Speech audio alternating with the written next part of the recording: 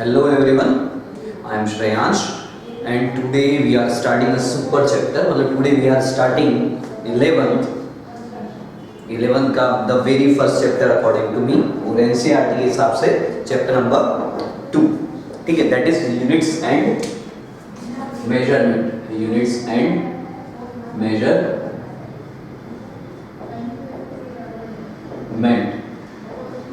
ठीक है, तो इसके बारे में हम डिटेल में पढ़ने वाले हैं।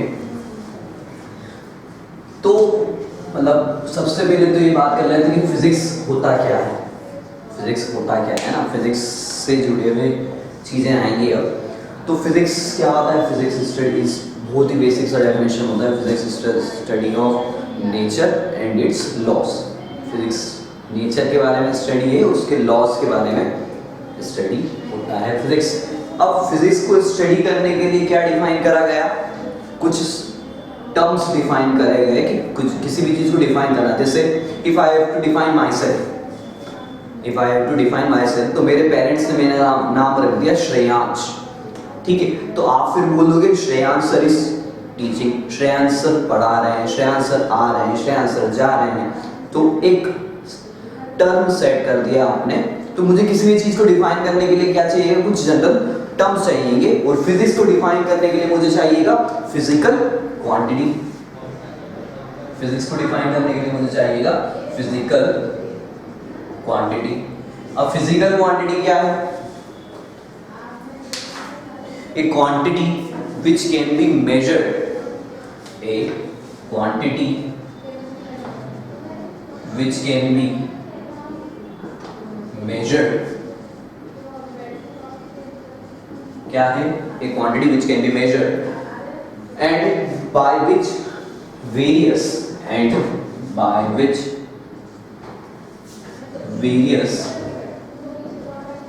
physical happenings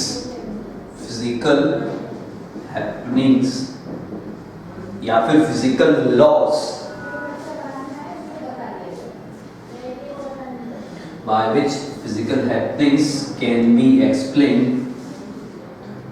be explained in the form of laws।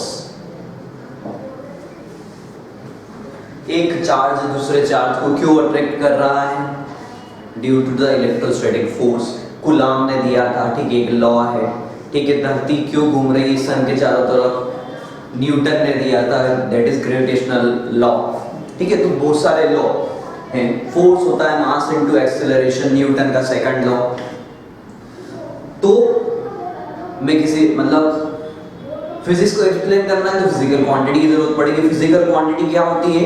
The quantities which can be measured and by which various physical happenings. दुनिया में कुछ भी जो भी चल रहा है, ये वीडियो चल रहा है, व्हाटएवर, कुछ भी चीज जो हो रही है वो आप कैसे एक्सप्लेन करोगे? With the help of physical quantities और उन फिजिकल क्वांटिटीज से जुड़े हुए लॉ से एक्सप्लेन करेंगे। तो फिजिकल क्वांटिटीज को मतलब ऐसा आप बोल सकते हैं कि कुछ इसका क्लासिफिकेशन करा गया है। दो अलग अलग तरीके से क्लासिफिकेशन करा गया है। पहला तो on the basis of their मतलब their important, on the basis of ऐसा डिफाइन करा गया है स्केलर क्वांटिटीज और दूसरा डिफाइन करा गया है वेक्टर क्वांटिटीज। तो स्केलर क्वांटिटीज क्या? द क्वांटिटीज पढ़ रखा है। द स्केलर क्वांटिटीज क्या? The quantities which can be completely defined by there magnitude only. वापस से एक बार रिपीट कर रहा हूं, the quantities which can completely defined by there magnitude only. Vector quantities क्या होती है? The quantities which can be completely defined by both direction and magnitude. तो यहाँ पर मुझे किसकी जरूरत पड़ रही है? सिर्फ और सिर्फ मैग्नीट्यूड की जरूरत पड़ रही है और यहाँ पर magnitude as well as direction की भी जरूरत पड़ रही है। ठीक है, तो एक तो ये क्लासिफिकेशन। एक और क्लासिफिकेशन जो करा गया है फिजिकल क्वांटिटीज का, वो करा गया है, कहाँ गया, वो करा गया है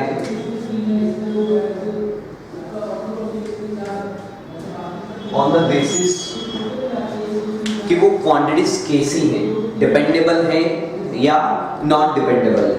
तो पहले तरीके का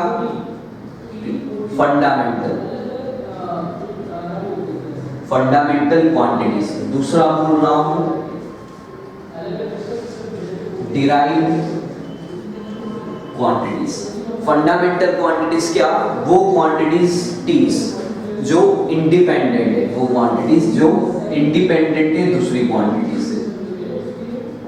डिराइव्ड क्वांटिटीज क्या, वो वाली क्वांटिटीज जो डिपेंडेंट है किस पर, फंडामेंटल क्वांटिटीज पर। किस पर डिपेंडेंट है, फंडामेंटल क्वांटिटीज पर डिपेंडेंट है। तो कुछ इस तरीके से हमारा फिजिकल क्वांटिटीज का क्लासिफिकेशन करा गया है ना। फिजिकल क्वांटिटी डिफाइन कर दिया। अब फिजिकल क्वांटिटीज क्या बोल सकते हो आप, चलो हाँ लिखते हैं हम लोग।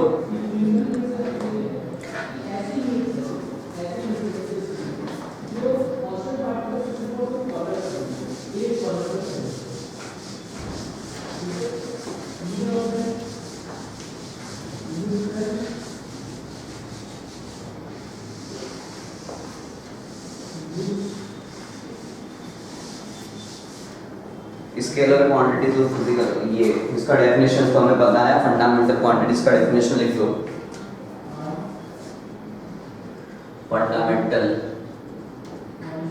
क्वांटिटीज कौन कौन सी और उनका डेफिनेशन है। तो फंडामेंटल क्वांटिटीज का डेफिनेशन क्या हो जाएगा,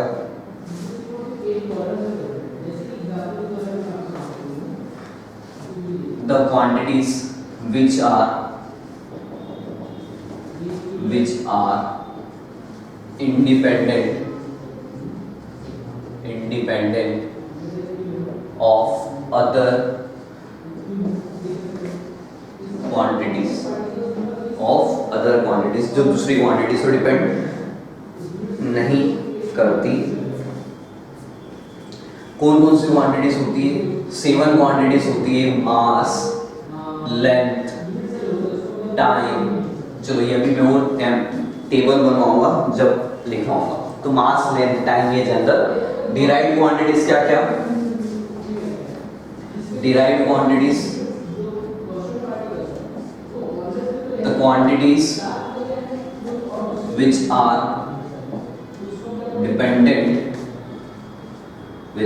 dependent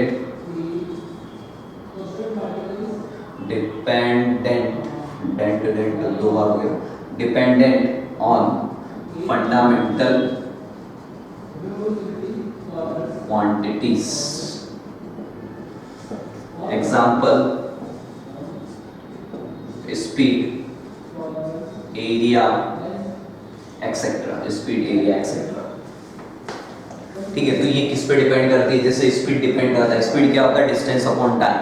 तो डिस्टेंस है एक, लेंथ हाँ या ना, और टाइम भी क्या है, तो ये स्पीड लेंथ और टाइम पर डिपेंड कर रही है।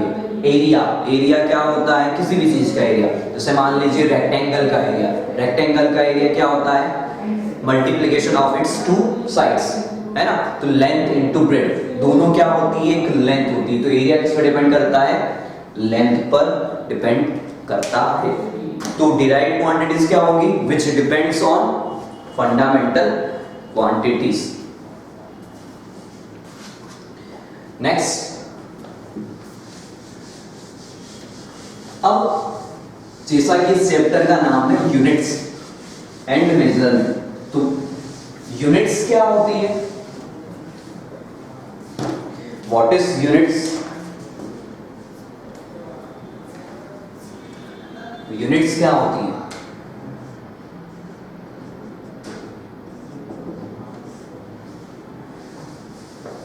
यूनिट्स एक तरीके से हमें ये बताती है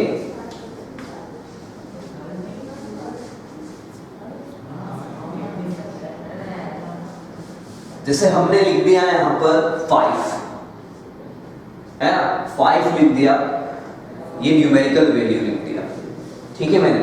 तो यहाँ ये लिखने पर आपको ये पता नहीं चल रहा है कि ये 5 है क्या। 5 किलोग्राम मास है, लेंथ है, टाइम है। अब जैसे ही मैंने यहाँ पर केजी ऐड कर देता हूं, आप बोल दोगे कि ये मास है, तब आप ये बोल दोगे कि ये मास है।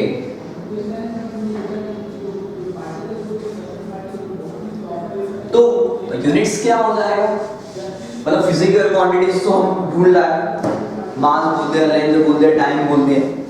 अब उसको डिफाइन कैसे किया जाए, उसको डिफाइन कैसे किया, मास को कैसे डिफाइन किया जाए, लेंथ को कैसे डिफाइन किया जाए, तो वहां पे यूनिट का अपना रोल प्ले होता है।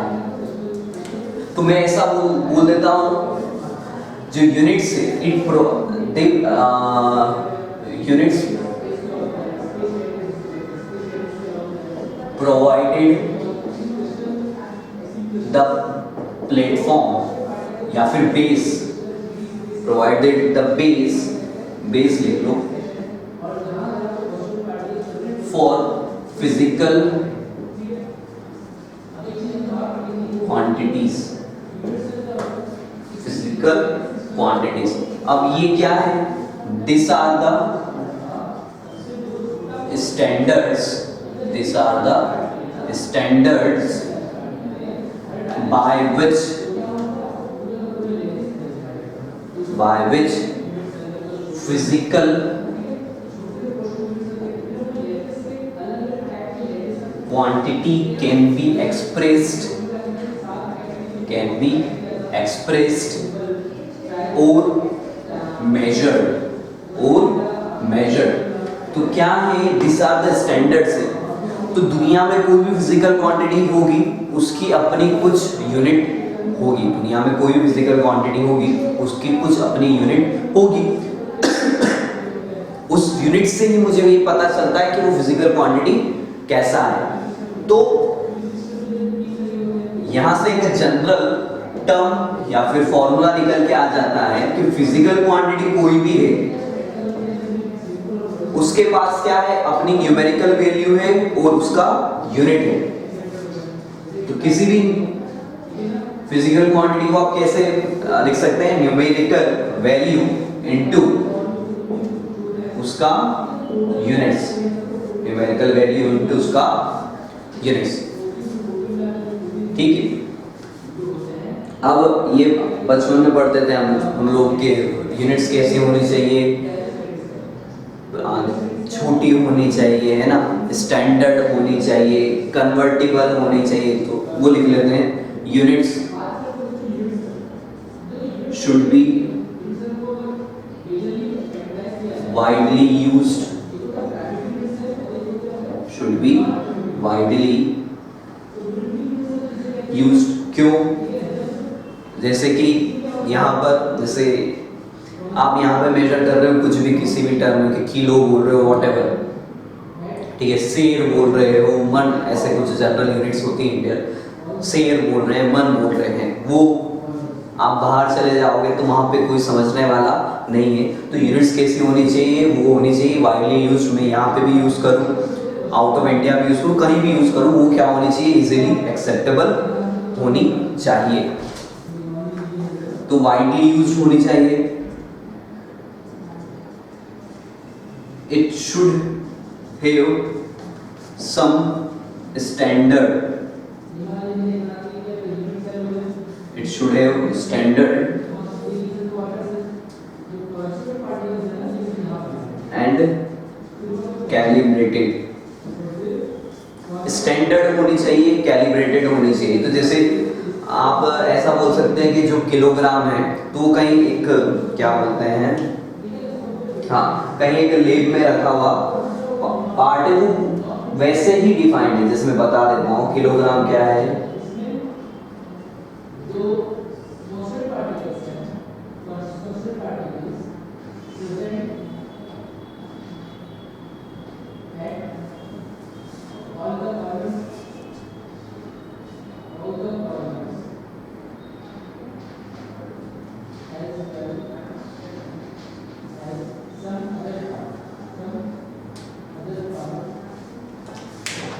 अब एक जैसे इन यहाँ पे जो है एक international bureau of weight and measurement होता है वहां पर, और एक और जो इंडिया में लोकेटेड है वो है national physics laboratory new Delhi में। वहां पर एक स्टैंडर्ड ले रखा है कि 1 किलोग्राम को हम इतना ही मानेंगे, और उसी को पूरे देश में सर्कुलेट किया गया है, उसी को पूरे देश में सर्कुलेट किया गया है। ठीक है ना, तो it should have some standards and calibrated. It should be easily convertible. It should be easily convertible. एक इस यूनिट को दूसरे यूनिट में कन्वर्ट कर सकते हैं।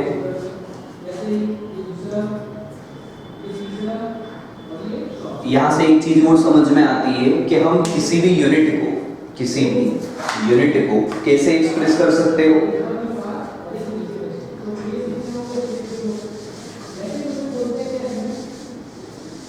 अब कन्वर्टिबल होगी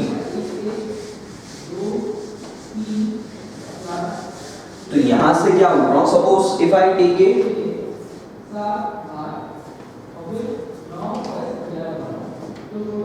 5 किलोग्राम, है ना, मैंने क्या बोल लिया 5 किलोग्राम बोल लिया, और मुझे कन्वर्ट करना है इसे ग्राम में, तो ये क्या हो गया 1000 ग्राम। आप यहां से क्या बोल सकते हो, ये न्यूमेरिकल वैल्यू n1, ये उसका यूनिट u1, ये न्यूमेरिकल वैल्यू n2 और ये u2, ये क्या रहता है कांस्टेंट रहता है। तो मुझे कभी भी किसी को यूनिट कन्वर्जन करना है, मुझे कभी भी कन्वर्जन करना है, एक यूनिट से दूसरे यूनिट में जाना है, तो मैं ये वाला फॉर्मूला यूज करूंगा। अब ये फॉर्मूला कुछ फॉर्मूला नहीं, ये तो कॉमन सेंस है, ऐसा होता भी है। ठीक है, 5 किलोग्राम दे रहा, 5 किलोग्राम मुझे ग्राम में करना है, तो अपने आप इनटू यहाँ पर, अरे ये ब्लंडर हो गया, 5000 ग्राम। ठीक है, तो ये कन्वर्जन आ जाएगा। तो यहां से क्या बोल सकता हूं, as the numerical value will change, as the numerical value will change, units will also change, units will also change। आप ये भी बोल सकते हो कि जो NU होता है वो कांस्टेंट होता है। NU जो होता है वो क्या होता है, मतलब multiplication of numerical value into unit is constant. चल यहाँ पर ये हमारा यूनिट्स खत्म होता है। नेक्स्ट हम लिख रहे हैं सिस्टम ऑफ यूनिट्स। अब ये क्या होता है, यूनिट्स डिफाइन करा दी। अब किसी चीज के लिए हम किलोग्राम बोल रहे हैं, किसी को ग्राम में मेजर कर रहे हैं, किसी को मीटर में रिप्रेजेंट कर रहे हैं, किसी को किलोमीटर में रिप्रेजेंट कर रहे हैं, तो किसको कब रिप्रेजेंट करना है वो ये बताता है। तो सिस्टम ऑफ यूनिट्स क्या हो जाएगी, तो जैसे मान लीजिए मुझे स्पीड को मेजर करना है। स्पीड क्या होता है, डिस्टेंस अपॉन टाइम। तो लेंथ भी आ रहा है और टाइम भी आ रहा है। तो डिस्टेंस, आप स्पीड का यूनिट क्या बोल सकते हो, डिस्टेंस अपॉन टाइम। डिस्टेंस का यूनिट आप बोल दोगे मीटर पर सेकंड, एक तो ये बोल सकते हो मीटर पर सेकंड। फिर ऐसा भी बोल सकते हो कि नहीं, ऐसा भी बोल सकते हो कि मैं डिस्टेंस को किलोमीटर में लूंगा और टाइम को लूंगा सेकंड्स में। ऐसा भी बोल सकते हो कि डिस्टेंस को मीटर में लूंगा, टाइम को लूंगा आवर में। और कुछ भी बहुत सारी चीजें मैं डिफाइन, सेंटीमीटर पर मिनट भी डिफाइन कर सकता हूं। तो किसको कब रखूं कि अगर मैंने मीटर लिया है तो उस वक्त सेकंड लेना है, ओवर लेना है, ये कौन डिफाइन करेगा, तो वो कौन डिफाइन करता है, सिस्टम ऑफ यूनिट्स डिफाइन करते हैं। तो ये क्या है, एक कंप्लीट सेट ऑफ यूनिट्स है, एक कंप्लीट सेट ऑफ यूनिट्स से लिखो defined for all the physical quantities, a complete set of units, a complete set of units defined for all the physical quantities, जितनी भी physical quantities है उसके लिए define किया जाएगा।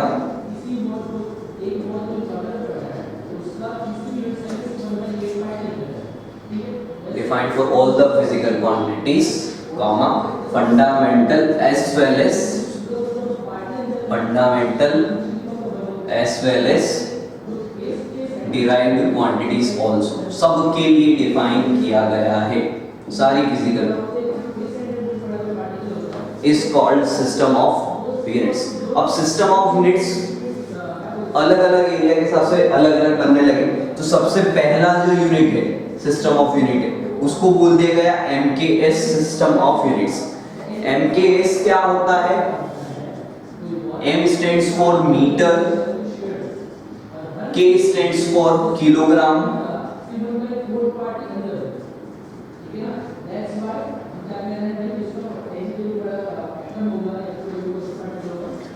S stands for second. मतलब जब मीटर का यूज करूंगा तब उस जगह उसी यूनिट का कोई अगर डिराइव्ड क्वांटिटी है तो वहां पर किलोग्राम आएगा, अगर कोई टाइम वाला एलिमेंट आ रहा है तो वहां पे सेकंड आएगा। सिमिलरली एक और जो सिस्टम ऑफ यूनिट्स यूज होता है that is called CGS unit. अब CGS यूनिट क्या होता है?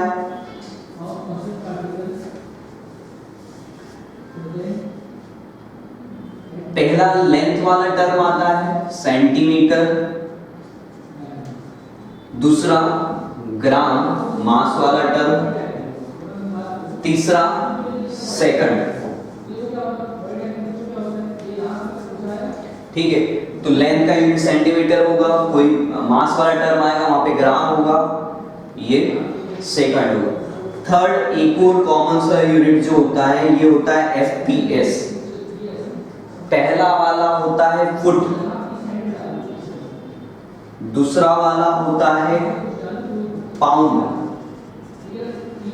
और तीसरा वाला होता है सेकंड। तो टाइम के साथ तो कोई दिक्कत इन्होंने करी, टाइम को हमेशा सेकंड में मेजर करा, पर लेंथ को अलग अलग मेजर कर दिया, मास को अलग अलग मेजर कर लिया। अब जितनी ज्यादा सिस्टम ऑफ यूनिट्स उतना ज्यादा कंफ्यूजन बढ़ता गया। ठीक है, किसी एक जगह पे MKS यूज कर रहे हैं, दूसरी जगह पे CGS यूज कर रहे हैं, तो कोई लॉ जो MKS में बना है अगर उसको CGS में समझाना है तो बहुत ज्यादा कन्वर्जन करना पड़ रहा था। कैसे कन्वर्जन करना पड़ रहा था? आपको इनके बीच का रिलेशन तो पता है, 1 metre equals to 100 centimetre, 1 kilogram equals to 1000 gram, second तो सेकंड है, पर क्या इसके और इसके बीच में रिलेशन पता है? ये भी लिख के रख लो। अच्छा, यहां पर दो टर्म यूज किए जाते हैं बच्चों, फुट और fit. What is foot, what is fit? तो फुट जब सिंगल के बारे में बात करूंगा, प्लूरल सिंगुलर प्लूरल वाला फॉर्म है, तो फुट इज सिंगुलर वाला फॉर्म, फिट इज प्लूरल वाला फॉर्म। कोई डिफरेंस नहीं होता है ना, उसका जो एक्चुअल वैल्यू होता है वो वही होता है। फुट सिंगुलर वाला फॉर्म, फिट प्लूरल वाला फॉर्म। तो 1 फुट कैसे निकालोगे आप कि 1 फुट के अंदर मीटर में उसे कैसे कन्वर्ट करेंगे? एक बात ध्यान रखना, 1 फुट या फिर feet is equal to 12 inch के बराबर होता है। 1 इंच जो होता है वो होता है 25.4 mm के बराबर होता है। यहां से आप ऐसा कन्वर्जन कर सकते हो 25 और mm क्या होता है, 1 mm जो होता है 1 मीटर जो होता है वो 1000 mm के बराबर होता है। तो फिर आप फर्दर इसको इधर कन्वर्ट कर सकते हो। ठीक है, मैं कन्वर्जन का तरीका बता रहा हूं, कन्वर्ट आप कर सकते हो मल्टीप्लाई डिवाइड कर क्या था। ठीक है, सिमिलरली फॉर द पाउंड, तो 1 किलोग्राम जो होता है वो होता है 2.20 पाउंड्स के बराबर। किसी को नहीं पता होगा ये, है ना, 1.20 4 ऐसा होता है, तो कई बार सिर्फ 2.21 भी यूज कर लिया जाता है। पाउंड का रिप्रेजेंटेशन है एलबी, पाउंड का रिप्रेजेंटेशन है एलबी। जैसे यहाँ पर आप मीटर का स्मॉल एम, ये स्मॉल केजी, ये सेकंड का एस, सेंटीमीटर का सीएम, ग्राम का जी, सेकंड का अगेन एस, फुट को कैपिटल एफ से रिप्रेजेंट कर देते हैं, पाउंड एलबी से रिप्रेजेंट किया जाता है, एलबी या एलबीएस, तो पाउंड्स हो जाएगा तो एलबीएस हो जाएगा, ये सेकंड। ठीक है, तो ये जनरल कन्वर्जन हमें पता होना चाहिए। अब यहाँ पर एक बहुत बेसिक सा सवाल पूछ लिया जाता है, जूनियर स्टैंडर्ड में करा होगा आपने, कि कन्वर्ट न्यूटन इनटू डायन, जूल इनटू अर्ग। तो मैं कोई भी एक करवा रहा हूं, बाकी दूसरा आप कर लेना। मैं जूल का अर्ग में कन्वर्जन करा रहा हूं, जूल का अर्ग में कन्वर्जन करा रहा हूं, न्यूटन का डायन में आप लोग कर लेंगे।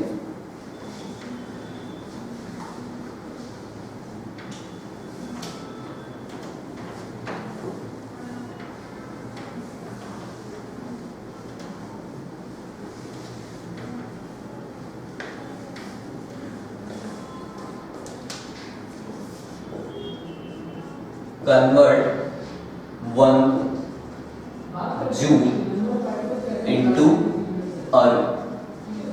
तो इसके पहले मुझे ये पता होना चाहिए कि जूल होता क्या है। Joule is the unit of energy या फिर वर्क डन, है ना, joule is the unit of energy या फिर वर्क डन। तो जूल को मुझे फंडामेंटल क्वांटिटी में तोड़ना, फंडामेंटल यूनिट्स में तोड़ना आना चाहिए, तभी मैं उसको अर्ग में कन्वर्ट कर पाऊंगा। तो 1 जूल जो होता है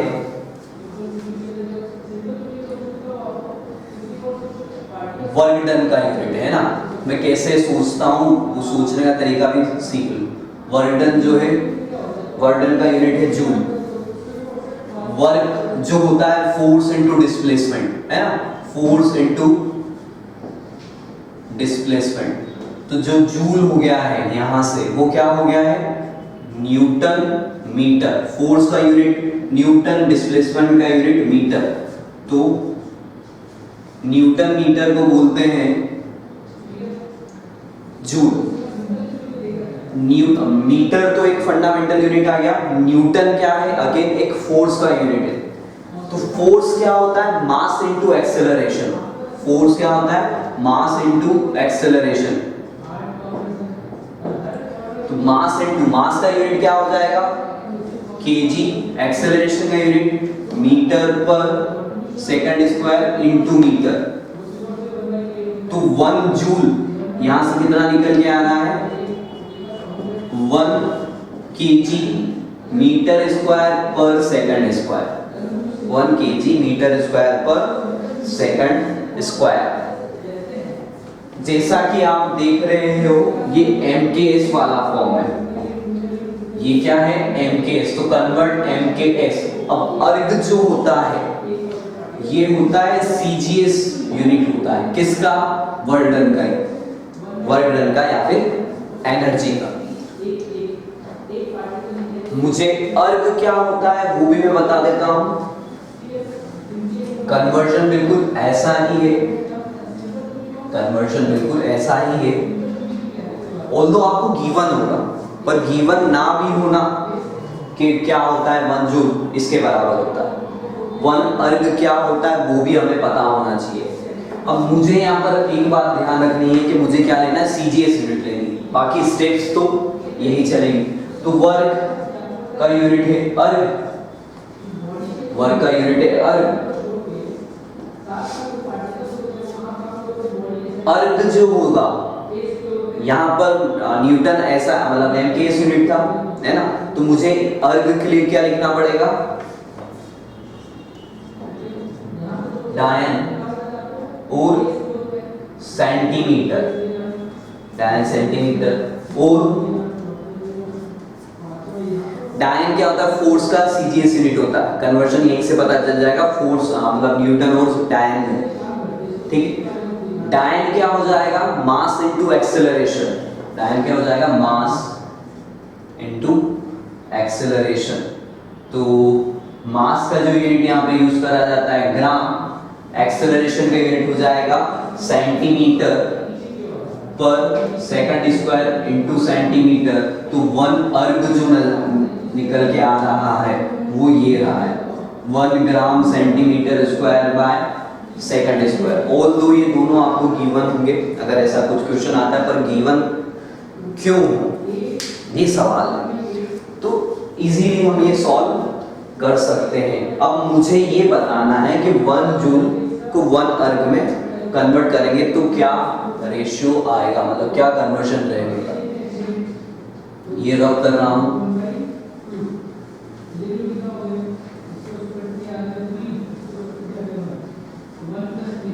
1 kg मीटर स्क्वायर पर सेकंड स्क्वायर है ना। 1 joule equals to 1 kg metre square पर सेकंड स्क्वायर। तो मुझे इसको कन्वर्ट करना है किसमें, अर्ग में कन्वर्ट करना है। तो मैं जानता हूं 1 किलोग्राम इक्वल्स टू 1000 ग्राम, तो किलोग्राम की जगह लिख दिया मैंने 1000 ग्राम। मीटर का square 1 metre equals to 100 centimetre, वो उसका भी स्क्वायर, तो स्क्वायर हुआ तो 100 into 100 centimetre square divided by second square. 1000 10⁻³ 10⁻⁴, ये हो गया 10⁻⁷ gram centimetre square second square. यही क्या था मेरा अर्ग था, यही क्या था मेरा अर्ग था। तो 1 जूल इक्वल्स टू 10⁻⁷ अर्ग। अब ये इसको ही अगर ये समझ में आता है तो न्यूटन और टाइम का कन्वर्जन भी आपको समझ में आ जाएगा, ठीक है। अब यहाँ पर क्या हुआ, ये बहुत सारी यूनिट्स मिली, सीजीएस मिल गया, एमकेएस मिल गया, एफपीएस मिल गया, और भी बहुत सारी यूनिट्स थी। अलग अलग देशों ने अलग अलग यूनिट्स बना दिया, तो बहुत ज्यादा कंफ्यूजन हो रहा था। इसको ओवरकम करने के लिए एक, जैसे अभी मैंने वो नाम बताया था ना, क्या बताया था, एक लैब थी, कहाँ की लैब है वो,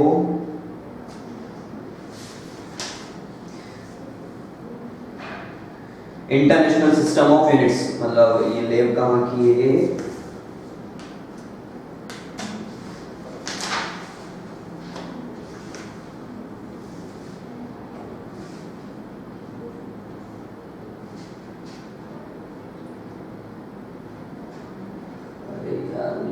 हाँ चलो ठीक है, वो देख लेना। एक पेरिस फ्रांस में कहीं एक लैब है जहां पर ये सब यूनिट्स के बारे में डिटेल में बोल रखा है। उसने ही एक स्टैंडर्ड सेट कर दिया, फिर उसी को बोलते हैं हम international standards of units, that is called SI units. अब किसी भी देश में चले जाओ, सब ये वाली यूनिट्स फॉलो करेंगे।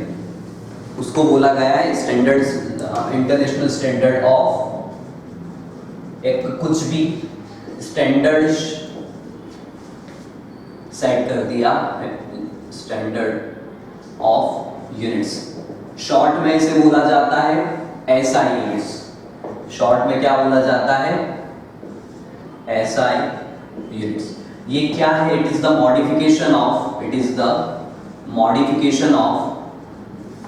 MKS unit. जो हमने एमकेएस यूनिट पढ़ा ना, उसी का ही मॉडिफिकेशन है, ठीक है ना।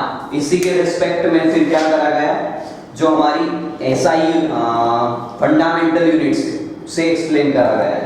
तो फंडामेंटल यूनिट्स को एक्सप्लेन करा गया है, मतलब तो पहले तो मैं बता रहा हूँ फंडामेंटल यूनिट्स कितनी होती है, 7 फंडामेंटल यूनिट्स होती है।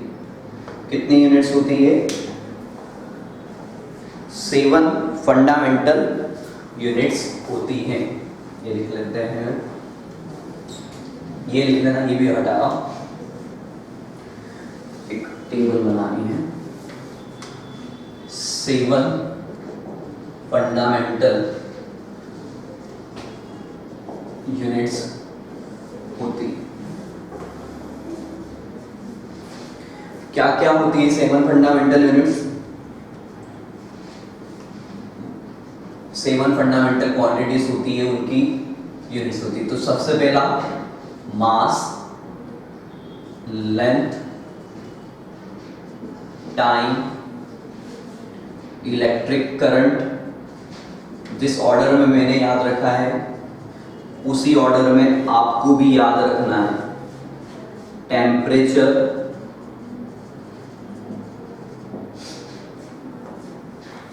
Luminous intensity and amount of substance. तो ये 7 फंडामेंटल क्वांटिटीज होती है, ये 7 फंडामेंटल क्वांटिटीज होती हैं। Mass, length, time, electric current, temperature, luminous intensity, amount of substance. यही ऑर्डर प्रेफरेबल भी होता है। आप इलेक्ट्रिक करंट पे बोल रहे हो, लेंथ ऐसा, तो ऐसा नहीं चलता है। आगे चल को आपके ही कंफ्यूजन होगा। अब इसकी यूनिट्स क्या होती है? मास की जो स्टैंडर्ड एसआई यूनिट होगी वो होती है किलोग्राम। इसका रिप्रेजेंटेशन जो होता है केजी से होता है। लेंथ का जो स्टैंडर्ड है एसआई यूनिट है वो है मीटर, इसे स्मॉल m से रिप्रेजेंट किया जाता है। टाइम का जो स्टैंडर्ड है वो है सेकंड, इसे स्मॉल s से रिप्रेजेंट किया जाता है। इलेक्ट्रिक करंट का यूनिट, इलेक्ट्रिक करंट एक फंडामेंटल क्वांटिटी, इसका यूनिट होता है एम्पियर, कैपिटल A से रिप्रेजेंट किया जाता है। टेम्परेचर, इसका यूनिट जो ऐसा यूनिट है वो है केल्विन, कैपिटल K से रिप्रेजेंट किया जाता है। ल्यूमिनस इंटेंसिटी, अब ये क्या है? ल्यूमिनस इंटेंसिटी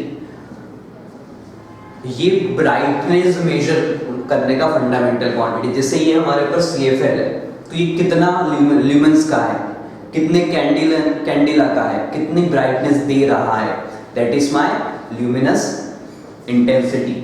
तो कैंडिला होता है, इसका एक और यूनिट जो होता है वो ल्यूमेंस होता है। तो कैंडिला इसे कैसे रिप्रेजेंट करते हैं? स्मॉल CD से। ध्यान रखना ये दोनों स्मॉल है, CD। Amount of substance, mole, MOL से रिप्रेजेंट किया जाता है। तो this are my 7 fundamental quantities, और इसको इसी ऑर्डर में याद रखें, दैट इज मोर प्रेफरेबल।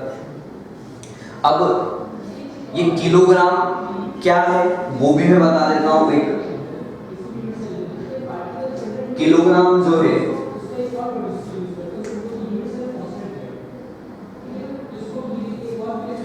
ये क्या है? इंटरनेशनल प्रोटोटाइप है किसका? प्लेटिनियम और इरिडियम का। कहां पे रखा हुआ है? पेरिस, फ्रांस में रखा हुआ है। ठीक है ना। What is length? What is 1 metre? What is 1 metre?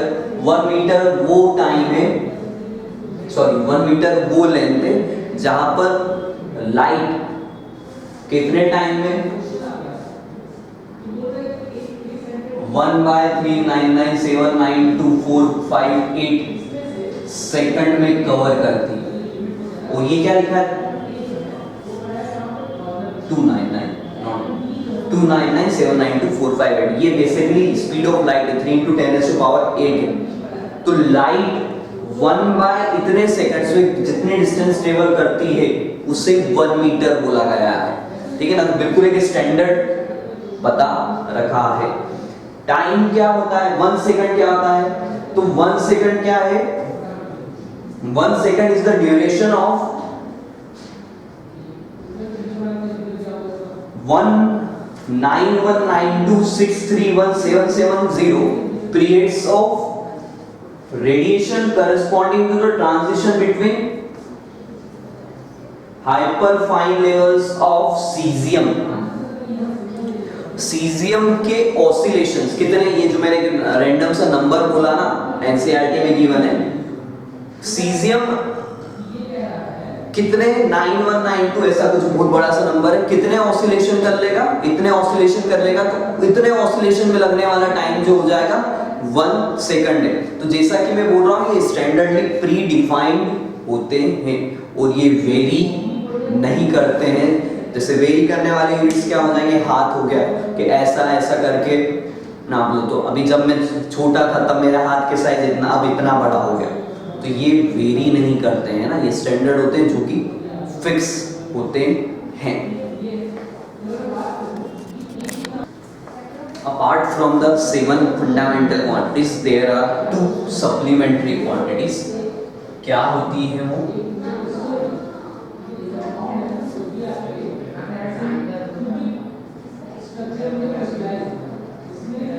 Supplementary quantities क्या होती है? पहला होता है प्लेन एंगल।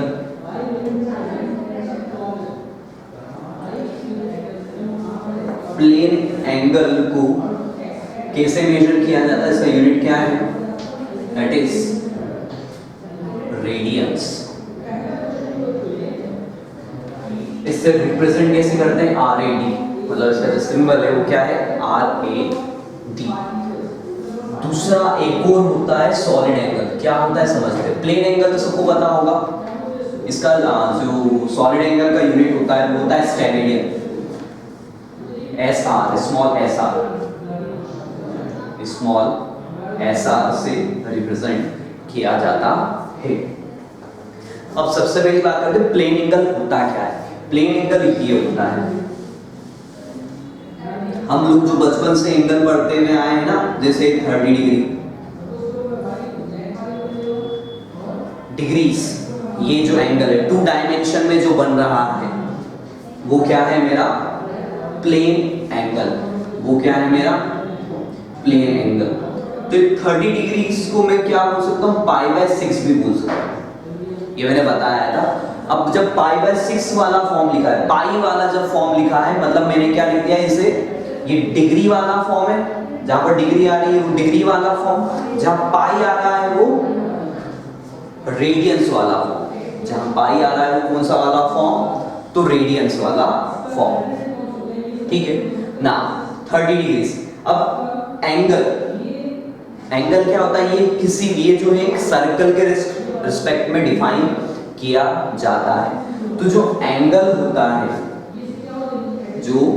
होता है वो होता है arc upon radius. This thing is called arc, और यहां से यहां तक की दूरी जो होती है रेडियस।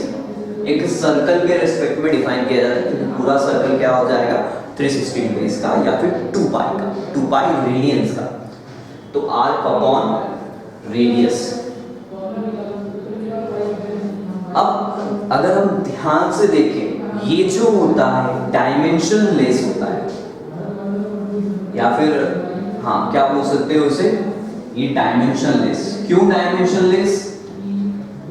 इसका कोई डायमेंशन नहीं होता। आर्क क्या होता है? एक लेंथ में मेजर किया जाता है। आर्क को है ना, सर्कल के सर्कमफ्रेंस को कैसे मेजर करते हैं आप? 2 पाई आर्क बोलते हैं। एक लेंथ होता है डिवाइडेड बाय रेडियस। तो लेंथ अपॉन लेंथ क्या हो गया है? L to the power 0। L to the power 0 मतलब this thing is my dimension. इसका कोई भी डायमेंशन नहीं होता, पर इसका यूनिट होता है। यूनिट होता है जिसे रेडियंस में मेजर किया जाता है। तो प्लेन एंगल क्या होता है? डायमेंशनलेस क्वांटिटी होती है पर यूनिट होती है। डायमेंशन वाला क्वांटिटी, डायमेंशनलेस वाला क्वांटिटी पर यूनिट है। This is about my plane angle. ये बहुत बार आपने यूज भी करा होगा, पैरेलैक्स मेथड जो है इसी पर बेस्ड है। पैरेलैक्स मेथड जो है इसी पर बेस्ड है। Angle equals to arc upon radius. हमें डिग्री से कन्वर्जन आना चाहिए, वो हम देख लेंगे। चलो देख लेते हैं। एक बेसिक सा रिलेशन होता है, 180 डिग्री जो होता है पाई के बराबर होता है। 1 डिग्री जो होता है वो 60 मिनट्स के बराबर होता है। अभी मिनट्स को कैसे रिप्रेजेंट करते हैं, कुछ ऐसे 60 मिनट्स, ऐसा एक ऊपर अपोस्ट्रोफी बना दिया जाता है। 1 मिनट जो होता है, ये जो मिनट है टाइम वाला मिनट नहीं है, ये एंगल वाला मिनट है। 1 मिनट जो होता है वो होता है 60 सेकंड्स के बराबर, वो होता है 60 सेकंड्स के बराबर, और इसे कुछ डबल अपोस्ट्रोफी साइन से रिप्रेजेंट किया जाता है। यहां से आप इस 180 डिग्री इक्वल्स टू पाई, ठीक है, तो 1 डिग्री इक्वल्स टू क्या हो जाएगा, 1 डिग्री किसके बराबर हो जाएगा, पाई बाय 180 के बराबर हो जाएगा, पाई बाय 180 के बराबर हो जाएगा। फिर जैसे ही आपने यहाँ पे रखा इसको, फिर 1 डिग्री की वैल्यू 60 मिनट्स, तो 1 मिनट किसके बराबर हो गया, आप सॉल्व कर सकते हैं। 1 मिनट किसके बराबर हो गया, देखना ध्यान से, 60 मिनट्स होता है, 60 उधर चले गया, तो पाई बाय 180 इंटू 60, ये रेडियंस है ना, ये रेडियंस है, this is degrees, this is radians, 180 degree, तो 1 minute is equal to this. 1 second किसके बराबर हो जाएगा, 1 सेकंड किसके बराबर हो जाएगा, पाई बाय 180 इंटू 60 रेडियंस के बराबर हो जाएगा। ये आपको जब एनसीईआरटी के न्यूमेरिकल यूज आप करेंगे तब यूज में आ जाएगा। क्या 180 degree equals to pi radian, 1 degree equals to 60 minutes, ऐसा कुछ साइन होता है single apostrophe. 1 minute equals to 60 seconds, जो साइन होता है 60 डबल अपोस्ट्रोफी से। तो इसकी मदद से मैंने यहाँ पर कुछ चेंजेस कर लिए। 1 डिग्री किसके बराबर आ गया, पाई बाय 180 रेडियंस के बराबर आ गया। 1 मिनट किसके बराबर आ गया, सिंस आप जानते हो 1 डिग्री जो होता है 60 मिनट के बराबर, वो 60 मैंने इधर डिवाइड कर दिया, तो pi by 180 into 60 radians. 1 second किसके बराबर, 180 pi by 180 into 60 into 60 radians के बराबर होता है। ठीक है, तो ऐसा unit of plane angle is my radians. चलिए, अब यहाँ पर है ना, ये कई बार इसको पाई को 3.14 रख के और फिर कुछ डेफिनेट वैल्यू निकाल के भी याद रख लिया जाता है। I will not suggest this, वो फिर हो गया रट्टाफिकेशन। हम रट्टाफिकेशन में विश्वास नहीं रखते हैं। ये याद रखना बहुत आसान सा है, फिर तो वैल्यूज रख के आप सॉल्व कर सकते हैं। पाई का वैल्यू रखो 3.14, फिर वहां से सॉल्व हो जाएगा। ठीक है, चलिए नेक्स्ट हम बात कर रहे हैं सॉलिड एंगल। सॉलिड एंगल क्या होता है,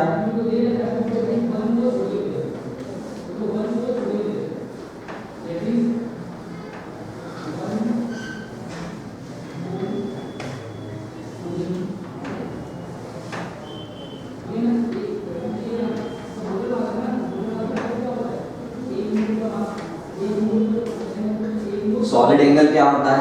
सभी लोगों ने आइसक्रीम वगैरह सब कुछ खाई हुई है ना, सभी लोगों ने आइसक्रीम वगैरह ऐसा कुछ खाया होगा।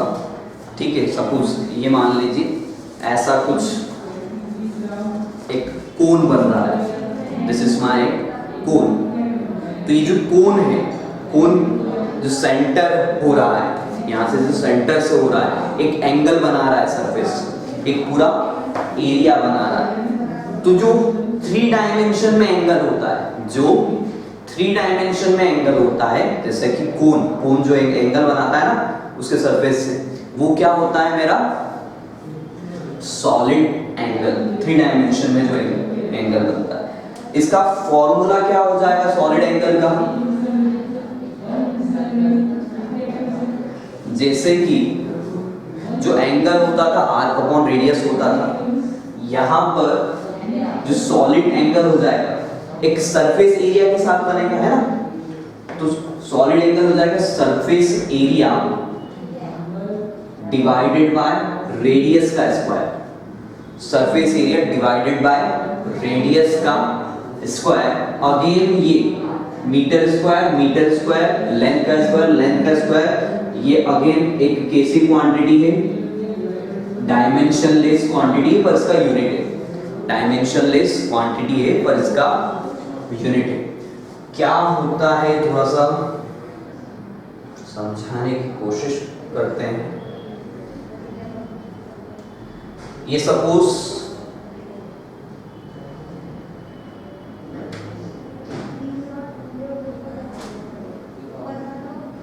ऐसा कुछ एलिमेंट बना, एक सर्कल बना है, तो ये वाला जो एंगल बना है यहाँ पे, ये वाला एंगल जो है 3D में जो एंगल बना है वो होता है हमारा सॉलिड एंगल, वो होता है हमारा सॉलिड एंगल।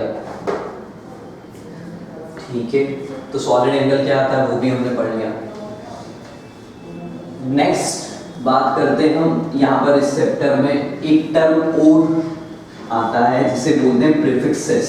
दो टर्म होते हैं, प्रीफिक्स और सफिक्स। प्रीफिक्स मतलब प्री जहां पर आ रहा है मतलब किसी क्वांटिटी के पहले लगने वाला, प्रीफिक्स मतलब पहले लगने वाला, सफिक्स मतलब बाद में लगने वाला।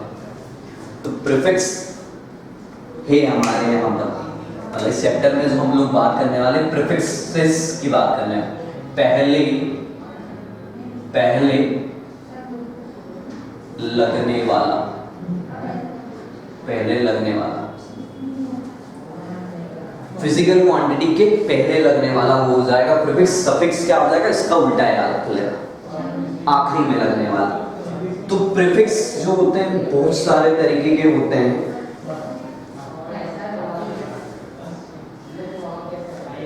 लेट्स स्टार्ट फ्रॉम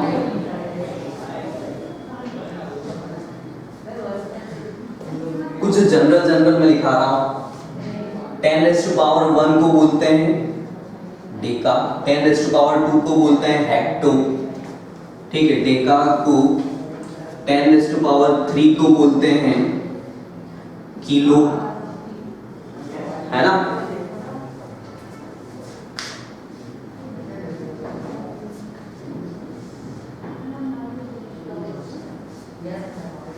तो जो डेका को रिप्रेजेंट करते हैं वो DA से रिप्रेजेंट करते हैं, हेक्टो को H से, स्मॉल किलो को स्मॉल k से, 10⁻, फिर क्या आ जाता है 6, ये हो जाता है मेगा,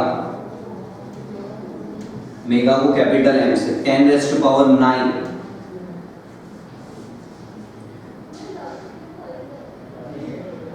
ये हो जाता है गीगा कैपिटल G से, फिर 10⁻12 ये हो जाता है टेरा, इसको रिप्रेजेंट करते हैं कैपिटल T से। तो ये कुछ जनरल रिप्रेजेंटेशन है।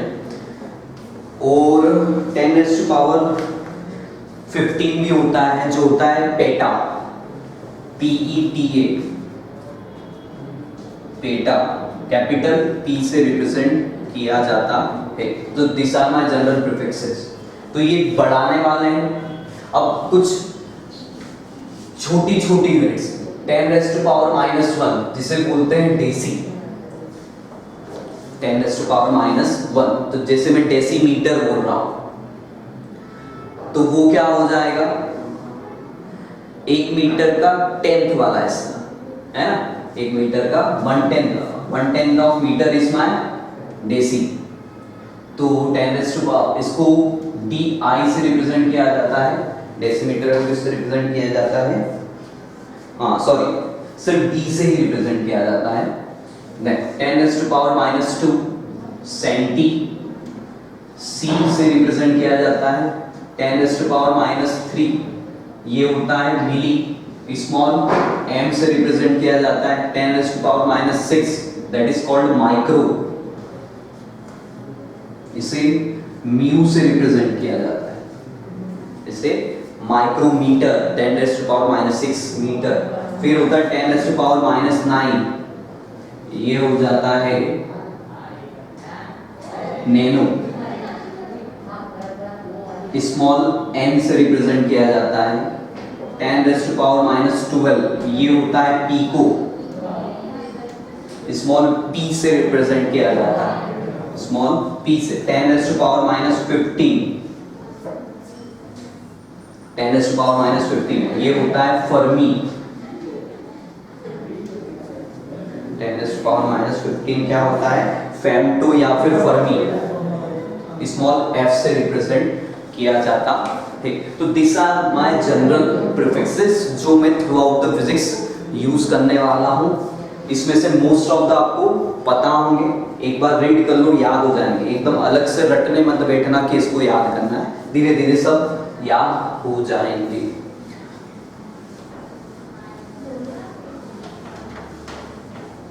अब इसके कुछ प्रैक्टिकल यूनिट्स भी होते हैं, जैसे कि लाइट ईयर। लाइट ईयर क्या होता है? It is the distance, length का यूनिट है। किसका यूनिट है? लेंथ का यूनिट है। क्विंटल, पारसेक, शेक, ये Chandrashekhar unit. This are my practical units. तो प्रैक्टिकल यूनिट्स लिख रहे हैं। प्रैक्टिकल पहला तो लिख लो लाइट ईयर, जो हो जाएगा 9.46 इंटू 10⁻15 मीटर के बराबर होता है, प्रैक्टिकल यूनिट्स। दूसरा होता है पारसेक, इसे बोलते हैं पैरालैक्टिक सेकंड। अगेन ये टाइम जैसा लग रहा है पर it is the unit of distance. ये होता है 3.26 light year. Fermi 10⁻15 metre. Then masses, ये सब लेंथ के थे, और भी बहुत सारे होते हैं। मासेस के क्या हो जाएंगे? पहला तो जो कॉमनली जहां से सवाल पूछ लिए जाते हैं वो होता है चंद्रशेखर यूनिट। चंद्रशेखर यूनिट होता है, it is the 1.4 times mass of sun. 1.4 times mass of sun. ठीक है, मास ऑफ सन क्या होता है? That is 2.8 into 10⁻, mass of sun क्या होता है? 2.8 इंटू 10⁻30 किलोग्राम। क्विंटल होता है, 1 क्विंटल इक्वल्स टू 100 किलोग्राम। अच्छा, एक और यूनिट होता है एटॉमिक मास यूनिट, वो होता है 1.67 इंटू 10⁻27 किलोग्राम। टाइम का जो होता है एक जनरल, बहुत सारे होते हैं होने को, तो इसमें भी और भी बहुत सारे होते हैं। लूनार मंथ, पर जहां से सवाल पूछ ले जाते हैं वो बता रहा हूँ। लूनार मंथ जो होता है, लूनार मंथ मतलब time period of revolution of moon, that is 27.3 days. ये कुछ जनरल प्रैक्टिकल यूनिट्स होते हैं जो हमें याद रखना है। ये दो इंपॉर्टेंट, एक ये इंपॉर्टेंट, ये लूनार मंथ इंपॉर्टेंट, जहाँ से सवाल पूछ लिए गए हैं। चलिए, यहाँ पर हमारा ये वाला लेक्चर खत्म होता है। In the next lecture we will study about the dimensions.